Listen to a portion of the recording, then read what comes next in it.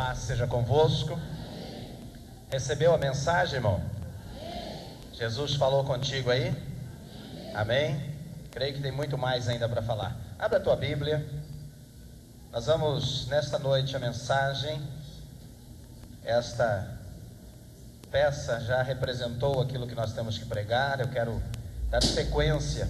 João capítulo 14, versículo 1. Você crê que vai ser, a vinda do Senhor vai ser da forma que foi representada aqui, irmão? Esta é a parábola das 10 virgens que foi aqui representada. E ainda a parábola mostra a falta do azeite na lâmpada, a falta do cuidado espiritual na vida do crente, daquele que conhece a palavra. Quando o Senhor Jesus voltar, a palavra diz que vai ser no abrir e fechar de olhos, e não vai dar tempo de ninguém buscar nada. Se você estiver pronto, você vai, senão não há tempo. João capítulo 14. Não se turbe o vosso coração, credes em Deus, crede também em mim. Na casa de meu pai há muitas moradas, se não fosse assim eu vou-lo teria dito, pois vou preparar-vos lugar. E se eu for e vos preparar lugar, virei outra vez e vos levarei para mim mesmo, para que onde eu estiver, estejais vós também. Amém? Querido e eterno Deus, nós te louvamos nesta noite, Senhor, pelo poder da tua palavra que tem falado aos nossos corações, pela tua graça, Senhor, que tem sido derramada sobre a nossa vida. Nós te adoramos, Senhor, bendizemos o teu nome, engrandecemos o Senhor, Rei, eterno, Deus, Senhor, amado nosso, aquele que vai buscar a igreja no dia do arrebatamento. A promessa do Senhor é esta: eu vou preparar-vos lugar, e se eu for e vos preparar lugar, eu voltarei para vos levar, para que onde eu estou, vós estejais também. Que esta palavra, Senhor, venha, ó Deus, tocar em nosso coração, para que nós possamos nos achar preparados para o dia do arrebatamento da igreja. Que o Senhor possa estender a tua mão, Senhor, ministrar a tua palavra sobre a vida do teu povo, sobre a vida da tua igreja. Que o Senhor venha confirmar, Senhor, palavra de bênção, unção poderosa, e venha confirmar no nosso coração, ó Deus, tudo aquilo que o Senhor tem nos trazido de promessas na palavra, para que se cumpram a cada dia em Cristo Jesus. Amém, amém. Pode assentar, igreja. Você pode dar uma glória a Deus? Quando Jesus começou a preparar a sua igreja, os seus discípulos e todos os seus seguidores, ele deu a partir do capítulo 14 do Evangelho de João, ele reuniu aqui os discípulos, lavou os pés dos discípulos, mostrando que era o servo. Depois ele falou sobre a traição e começou a dar instruções aos discípulos, instruções importantíssimas. Tanto que quando nós aconselhamos alguém que nos pergunta: pastor, eu gostaria de ler a Bíblia toda, por onde eu começo?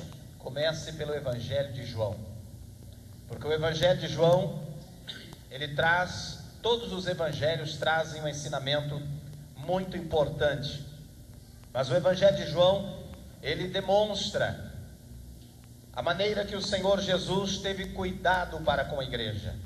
É o evangelho chamado do amor. O Senhor Jesus, ele foi preparando os seus discípulos, ele foi preparando a igreja, e ele nos dá aqui instruções importantíssimas. Ele começa a falar principalmente sobre a paz no nosso coração. E quando ele fala sobre a paz, ele fala sobre a presença do Espírito Santo, ele fala sobre as promessas de Deus. Eu quero ler uma outra passagem com você sobre o arrebatamento da igreja, sobre isso que foi comentado aqui na peça de teatro que foi passada esta noite. Se você quiser abrir a sua Bíblia, no capítulo 5, no capítulo 4 melhor, de 1 Tessalonicenses, capítulo 4, versos 16 e 17, aqui está explícita A passagem demonstra aqui sobre o arrebatamento da igreja, para o que nós devemos estar preparados. Eu gostaria que os irmãos resolvessem lá atrás, tudo certinho na bênção, e sentassem, ficasse um mínimo de pessoas em pé, por favor. E nós já estamos na mensagem, daqui a pouco temos a Santa Ceia, então terminem o que estão fazendo. 1 Tessalonicenses capítulo 4, versos 16 e 17. Diz assim a palavra: porque o mesmo Senhor descerá do céu com alarido e com voz de arcanjo, e com a trombeta de Deus, e os que morreram em Cristo ressuscitarão primeiro. Depois nós, os que ficarmos vivos, seremos arrebatados juntamente com eles nas nuvens, a encontrar o Senhor nos ares, e assim estaremos sempre com o Senhor. Amém? Agora eu quero fazer uma pergunta, igreja. Vocês viram aqui na peça que tinha aqui uma moça falando o seguinte: o pastor está sempre falando que Jesus vai voltar e ele não volta nunca. E eu achei interessante isso, porque eu creio que infelizmente existem pessoas que têm esta opinião. Existem pessoas que conhecem, porque o importante de ver aqui é que pessoas, demonstrou essa moça falando isso na peça de teatro aqui, demonstrou que ela tem conhecimento da palavra, conhece a palavra, está na igreja. A outra falou assim: a minha mãe me obrigou a ir na igreja, eu fui obrigada a ir na igreja. Glória a Deus, ainda quando a mãe tem poder de obrigar o filho a ir na igreja, pelo menos de orientá-lo a fazer isto, de dizer para ele que é importante estar na igreja. O duro é quando nem mais se tem a oportunidade de levar o filho à igreja. Por isso eu digo aos pais que têm crianças pequenas: não deixe o seu filho em casa, querido, porque é o tempo que Deus está te dando para você trazer ele na igreja. Depois que ele crescer, ele vai vir se ele quiser. A decisão é pessoal, mas você tem que aproveitar o tempo que o Senhor nos dá para ensinar o teu filho no caminho que deve andar. Amém?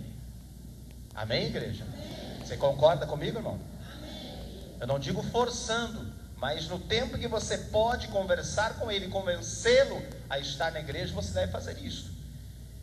Agora nós vamos ver que muitas pessoas recebem, ouvem a palavra, assistem ao culto, mas o que eu quero falar em poucas palavras nesta noite é sobre o que vai no teu coração. Como está o teu coração? Qual a decisão que você tem tomado? E nós vamos ver que estas instruções do Senhor, elas são bem presentes no nosso dia. Hoje em dia, elas se enquadram na nossa vida, na vida da igreja. Agora, quando nós recebemos a palavra, nós temos que saber o que fazer com a palavra que recebemos. Não estamos falando aqui, não se falou nesta peça teatral de pessoas que desconhecem a palavra. Não se tratou aqui de pessoas falar dos salvos em Cristo, dos crentes e dos mundanos, não. Falou-se aqui daqueles que são crentes prudentes, que recebem a palavra e aplicam-na no coração. Falou aqui de outros crentes que são nécios, diz a palavra, são loucos, não consideram de forma adequada, de forma séria, aquilo que têm recebido. Quantas pessoas têm recebido a palavra e têm desprezado? Como disse a moça aqui, o pastor está sempre falando que Jesus vai voltar e não volta nunca, mas ele volta, irmão. Volta ou não volta, irmão?